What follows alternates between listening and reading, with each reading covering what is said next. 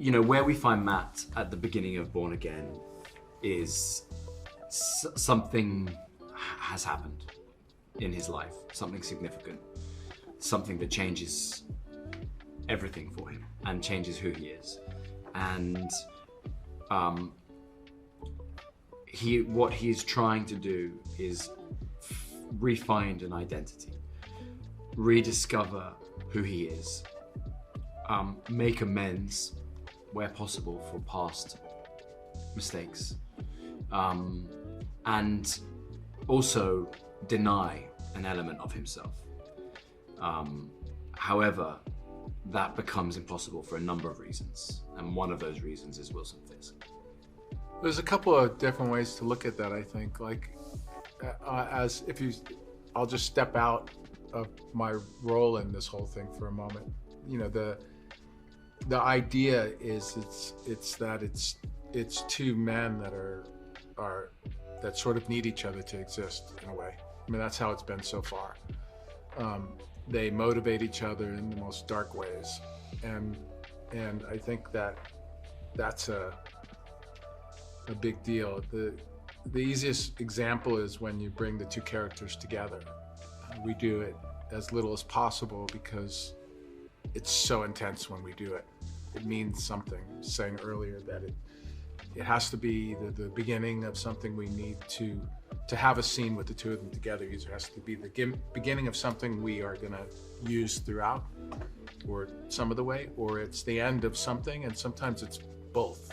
And so they're planned well. In this season especially, Dario did an amazing job when he's put them in. I think Charlie and I have a little bit to do with that, but it's mostly Dario's way he writes structure is really good. And I think that they, there's immediate tension. There's immediate interest when the two of them are facing each other. I think they kind of wish each other didn't existed, but sort of know that they need each other. It's such an honor to work with, some of the actors in this show, Deborah Eldon and John, particularly. I don't think that the show Daredevil would have the emotional impact that it has had without Deborah and Eldon playing Foggy and Karen. They are the heartbeat of this world that we exist in. They remind us of as the audience. They remind us of what it is to be human in a world of superheroes. And they're just phenomenal actors and people. So it's such an honor that they're back. That they do such a beautiful job with those characters.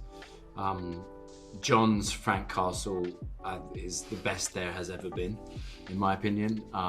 He's an extraordinary actor with the most infectious charisma, and I love working with him. He's always bringing something unexpected to a scene, and I think that Frank Castle and Daredevil kind of push each other in a direction which is always fun and always unexpected. So she's been holding down the fort, Fisk's and her fort, and she's been keeping our business thriving. Unfortunately, I disappeared without giving her any reason. And so that would come in a timeline that would come while I was dealing with the Echo character. And so I show up after this kind of disappearing. Her husband disappeared for a while. And so Ayelet is an incredible actress. Ayelet Zerger. I say that as her peer, but also as a good friend of hers. I know the way she works. I know how much she puts into it, and you can just see it when you're working with her. There were times when we were working together that there was no acting needed. I was reacting completely, just receiving everything that she was doing and saying, and just reacting off of it. I think it's similar to Charlie and I. Like we get to know each other so well, and Ayelet and I know each other so well for so long now. It's an incredible thing. It's a very intense relationship. She is trying to understand her husband the best she can because she loves him very much. And Ayelet, I know, has feelings for me because we're like really close buddies and have been for a while. And I feel the same about her. And it's just, you know, I can't not include that when it comes to me talking about her performance, because we are really taking each other in and receiving each other and reacting to receiving each other, and it makes for a really fun scenes to do. Even though we're going through pain or emotion sometimes during the scenes, it's a lot of fun. So I think that, you know, the idea that Dario had and that we loved, Ayelet and I, is that she's the stronger one of the two at this moment, and she's really kept things together. But he has a plan, and he asks her to forgive him and come along with the plan. In this new life that Matt is building, constructing for himself, he meets someone new who doesn't know him. He's not from his past. Heather Glenn, played by the amazing Margarita, and he attempts to have a relationship with someone where he is vulnerable and open and honest to an extent. But what he doesn't tell her is probably the biggest secret, which is that he has had an alter ego, and a byproduct of that is that he doesn't let her know. He doesn't explain to her that he has these heightened senses, and although he is visually impaired, he is able to function in a way that wouldn't require a cane and etc. That's a big piece of withholding. And it's interesting. It's complicated to understand why someone might keep that from the world, but also watch them struggle to try and have an honest, open relationship. So it's probably doomed from the start, but it's very tender at times. It's very supportive. He moves in with someone for the first time. We've never seen Matt live with someone, cohabit. And Margarita brings there's such a humanity to it, and such a kind of sexiness and a vulnerability to her performance. I think she's going to be a big breakout from this season. I mean, she's an amazing character actress. Like she could do leading parts, obviously, because she's so beautiful. But her style is very much, I think, a very, very specific kind of character. Because she builds these characters, and if you see in her other work what she does, is nothing like what she's doing in our show. Yeah, it's amazing. I was just thinking, if I may add, I don't know if this matters or anything, but it's amazing how we have these three actresses that are so I know. Deborah, Ayelet, and Margaret. How lucky are we? I think about it when I work with them individually, but if you group them all together, this is the first time I've ever said it out loud, grouping those three people together, and the talent and how gutsy they are, and brave, and the way that they're so different. Yeah, it's amazing, right? Yeah, I mean, it's very imposing, I have to say. Those three are incredible actors. Yeah. It's a good way to ask the question. New York City is a character in our show. It's more in this show more than even the Netflix show. I mean, we go even further. The filmmakers go even further with the way they use New York, and I think that this way that Dario has written this show, and is just New York. He's made New York a big part of it. I think that for Charlie and I, if I may say, that the idea of shooting here in New York was a must. You know, we kind of made sure that it was where we wanted it to shoot. I think as a team, we both wanted that very much. So it's New York is very important to us, and I think when you watch the series, you'll see how exactly it is important to our story. What is it about the franchise and these characters that make them so popular? I think it's vulnerability. I think that Matt Murdock is, for a hero, he deals with a disability. He deals with the world that is hard, and he has a really deep kind of spiritual and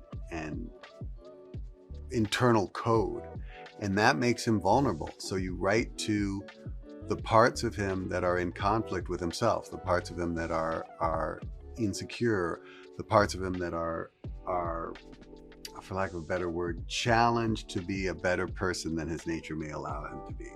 And that makes it super interesting and not easy, but there's places to go writing-wise with a character like that. You know, the elements from the old show that we felt like were really important to include were really, it was about the characters themselves and what the core principles of them are. And, you know, Matt constantly being a tortured and complicated individual, and Fisk being someone who constantly wants and wants more, and his affection and love for Vanessa being really a guiding force for him. And then of course having, you know, the character interactions with Karen and Foggy, but also understanding that there are a lot of dynamics that Matt and Fisk have had with other characters that they constantly influence in the same way that they influence them, and having them in the show, having new characters in the show was, I think, a really good sort of testament to that fact. So we have some new players that I think are going to challenge our characters in some fun and exciting ways. Who is Matt Murdock? How did he become Daredevil? Well, who is Matt Murdock is the big question. I mean, isn't that that is the question that we've all been wrestling with since the moment, since he came onto the page in 1964 and since he came onto the screen with the earlier show. In this iteration, in this version, Matt Murdock is the person we saw at the end of the Netflix show 7-8 years later. He's whole and happy and in a place of kind of, for lack of a better word, as close as he gets to peace. And then rapidly that's torn apart, and he has to once again kind of rise from the wreckage. And that's the joy of Daredevil for me. He is that character who takes the punch and gets back up, to use all the boxing metaphors. But yeah, you hate to see him get hit, but you love to watch him come back. What is Wilson Fisk taking on in the new series? Well, I think this is a whole new adventure for him. Adventure is such a soft word for Wilson, actually. Campaign. I know. I think pondering the question, and I know Vincent has a very specific take on this, but as an audience, as someone watching him, I always wonder, has he changed? Mm-hmm. He is in a new position, and a position of a different kind of power, and he's in the public light. What's public eye? Public eye, face eye. One of them. He's in the public eye now, in a way that he hadn't been before. He was hiding in the shadows, and making moves, and now he has to do it publicly. So for me, I don't know. Sometimes I want to believe that he's changed. Yes, I do. Maybe ultimately he hasn't, but I think that's an intriguing question, and seeing his relationship to New York and how that and what events transpire based on that is going to be the intriguing question. But I just can't help but I kind of want him sometimes to win, which is crazy. I always write his stuff as sincere. Yeah. As if and that's the cool thing about Vincent. You write it straight. He's not a liar. No. He's telling you what he wants and who he is. Yeah. Well, I think Charlie and Vincent have been doing this for a very, very long time. They know these characters better than anyone. And the smart thing for us is to listen to them and kind of let them roll. They embody them, both in terms of their physical manifestations, just their overall presence. It's really transformative when they walk on set. I love seeing, there's one moment where Charlie, when we do action sequences, we have our stunt doubles, and when Charlie comes on, I just always know it's Charlie in the mask. It's hard to tell, but I know when it is because he just has a polish and a swagger to the way that he does his fight choreography. And there's like one move he did in the opening. It was just so cool. He like just stomped his like legs and screamed, and it was just so awesome that I feel for me as a fan, it's just really awesome to see these characters come alive through these amazing actors. Yes, Matt has a new love interest in Heather Glenn, played by Margarita Laviva, and it's a new place for Matt. I think that this is like, for lack of a better word, this is a grown-up relationship, and he's trying to be, it's that same struggle. He's trying to be the best man he can and be the best person he can in this relationship.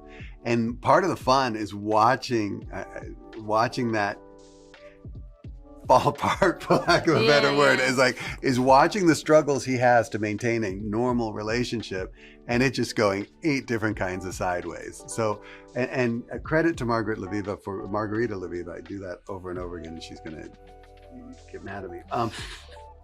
A credit to her for kind of creating this really, really interesting character that is carried along by events that she's really trying hard to wrap her head around until she gets to a moment where it's like, no more she draws a line in the sand, I think. You know what? First of all, what I love about Marvel in general is that New York is a major character, especially in the comics. And for Daredevil fans, people know that New York and Hell's Kitchen are a big part of his story. It was so awesome to shoot here, to shoot in the streets of New York.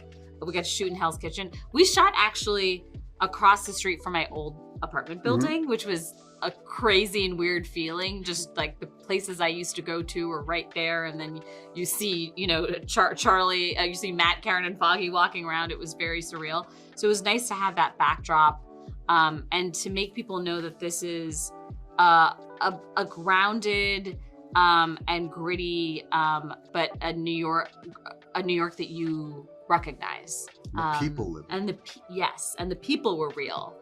You should talk about the docu-series. There's a thing that we did to kind of bring the streets of New York into our story, where 2 friends of our directors, Justin and Aaron, they have people, Cass and Sean, who are documentary filmmakers, and they did these interstitials that are like as far away from establishing shots as you could ever get.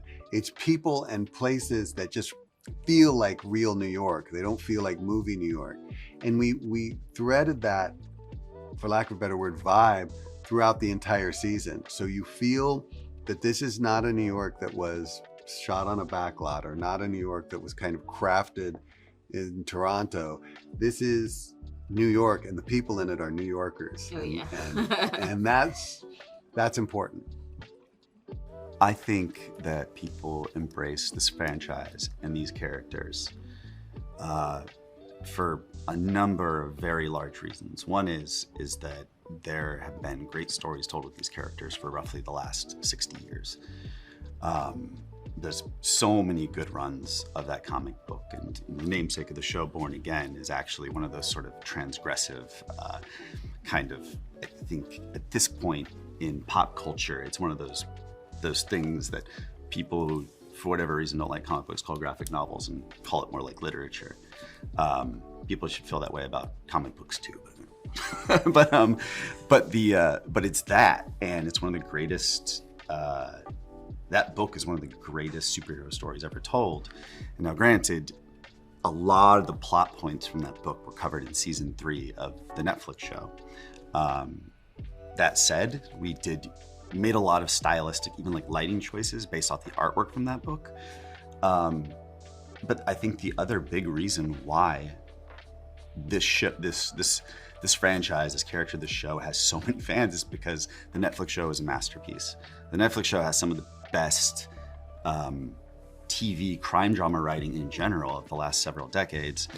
And what they achieved in humanizing Matt Murdock and William Fisk and making them like shattering them out of archetypes and turning them into these, like, you know, even like someone who might be one of the worst human beings in New York City, but you see him fall in love and you see him be human. It's a great accomplishment of that show. I think that's one of the reasons why its legacy has endured.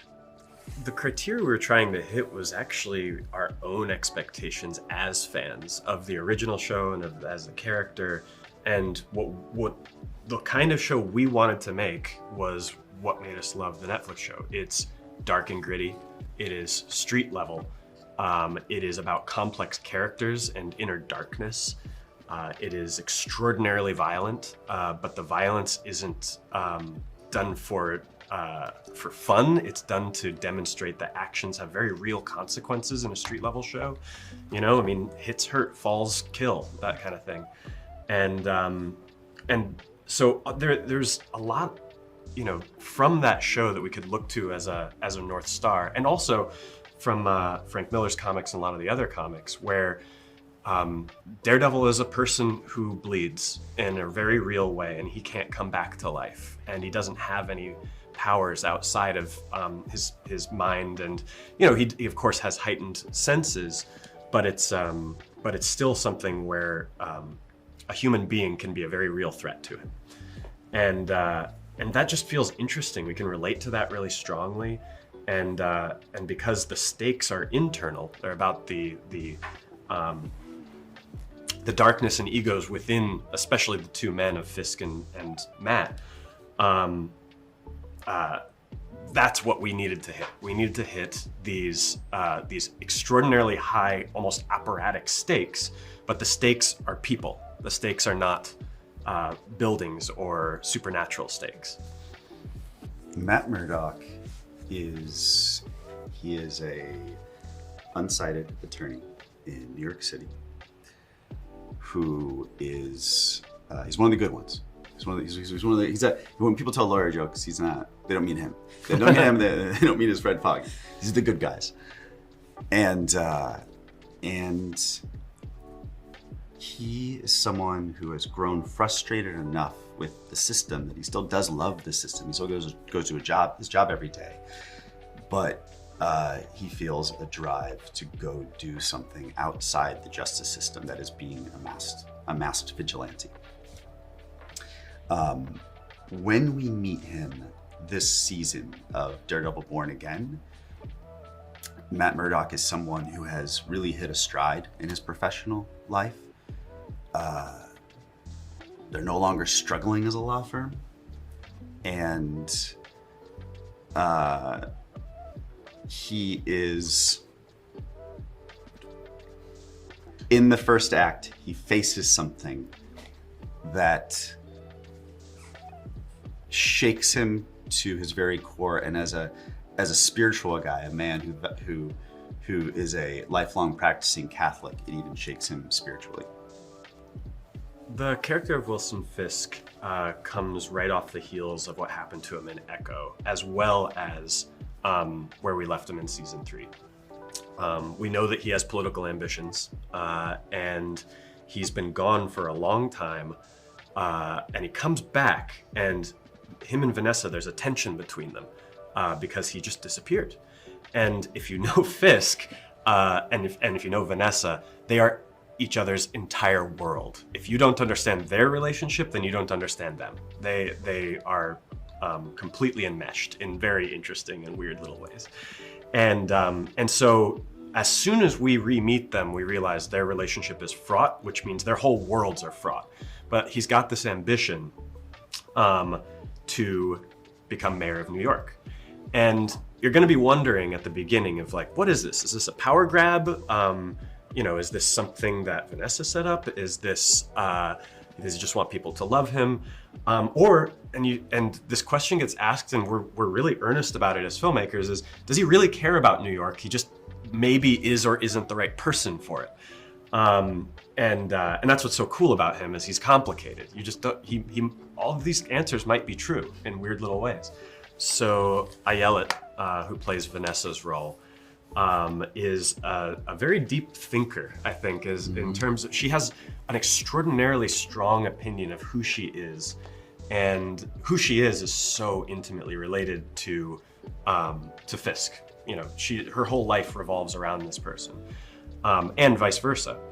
And so any decision that is made cannot be made unilaterally. They have to make it together.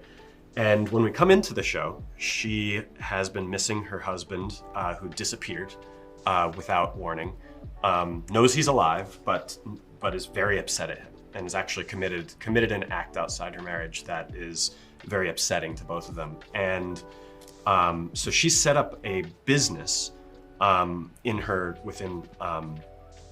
So Vanessa set up a business within the art world, where she's essentially like an art trafficker, and she's found a way to make it bulletproof, as she says. And Fisk coming back into her life, simultaneously she loves it because she loves him so much. However, it blows apart these carefully laid plans. You know, like he comes in like a bull in a china shop with his own ideas, and she has to figure out if she wants to get on board with it. So it's impossible to talk about the action in the series without talking about Phil Silvera. And Phil Silvera was a stunt coordinator on the Netflix show. He is now a second unit director and our stunt choreographer on this show. We have learned so much working with Phil.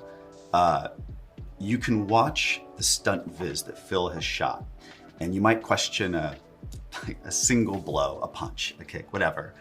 And he is already, in his response, in Phil's response to any questions of his choreography viz, you understand that he has thought through every single tiny movement in a way that's a synthesis of hundreds of thousands of conversations with Vincent or with Matt, who plays Daredevil, or whoever it is. And that he has taken in their very, very deep, complicated approach to their character and their character's emotions and desires and everything. And he's combined that with his sort of almost like childlike admiration for the comic books. And somehow that all comes together into this choreography and this fighting that is so much more ground level and street and realistic than most superhero content. Well, Matt Murdock's journey is a long one. I mean, we've seen many chapters in his life up until this point, and we knew that if we were going to revive the character, we needed to show that passage of time, and see what happens to him when that balance he's established between Matt Murdock and Daredevil is shattered. When those pressures come to bear and he can no longer balance those two sides of his personality, what erupts in the aftermath? Well, it's funny, since we began creating content for Disney Plus, we've actually been able to push those boundaries further and further. Disney Plus as a service is something that's now includes FX content and Hulu content. We made a TVMA show last year, a show called Echo. And really, there haven't been any limiters put on us in terms of being able to tell the best story we possibly can. We can be as violent or as intense as we need to be, as long as it's telling the best story. At Marvel, we are always trying to honor the source material, and the stories that came from publishing over the last, in Daredevil's case, almost 60 years. And there are so many waves to these characters. Different creators come in, writers and artists, and they bring something new to the table. And then we also, in this case, have the benefit of the original series, and seeing how those writers and also those performers, Charlie's portrayal of Matt and Vince's portrayal of Fisk, they have become icons. And so we just look to what came before and are able to hopefully honor that and bring it into its next step in its evolution. We find Matt living an ideal life. He's got a law firm with his two best friends, Foggy Nelson, Karen Page. He is also still a vigilante, still a street-based superhero. looking out for the little guy, and things they feel balanced and good for him. At the same time, we find Wilson Fisk having gone through a transformative experience. He's starting to think about his legacy more. It's no longer enough for him to feed his ego with money. He now wants to build something that outlasts him. And he loves New York, and he feels like he's the person that can protect the city from its evil forces, even if that means doing it with a strong hand. Those two forces come to bear, and both men realize it's not quite so simple. You can't just lock your shadow self in a box. It's going to come out. And the longer they try to hide from who they really are, the more pressure comes to bear until eventually it explodes. I think that Charlie is, his performance it draws you in. It's filled with pathos. You really feel for this guy because you can imagine what it would be like to be in his shoes. He as a performer, he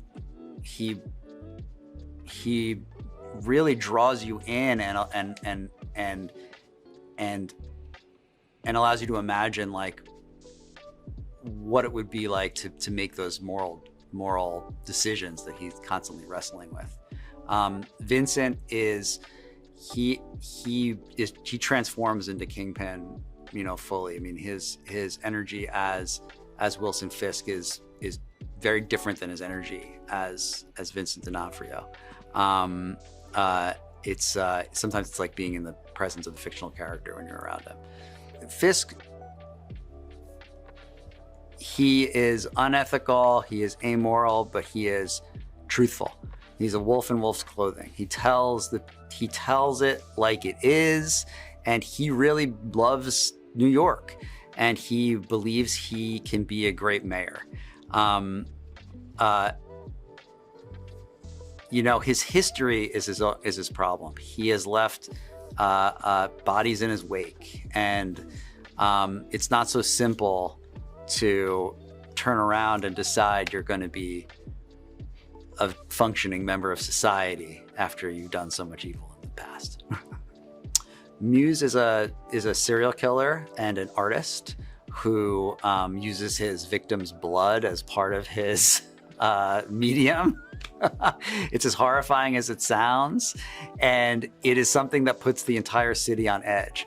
So while you have these two men, Matt Murdock and Wilson Fisk, trying to not indulge their shadow selves, you have this serial killer out there filling the city itself with fear, and he is a catalyst to forcing Matt Murdock towards his Daredevil side and forcing Wilson Fisk towards his Kingpin side. I think there's lots of surprises along the way. What I hope people take away from it is like, I really want this conflict between Wilson Fisk and Matt Murdock to really land hard with people, and to lead to the big emotional and action-packed culminations that we set out to make.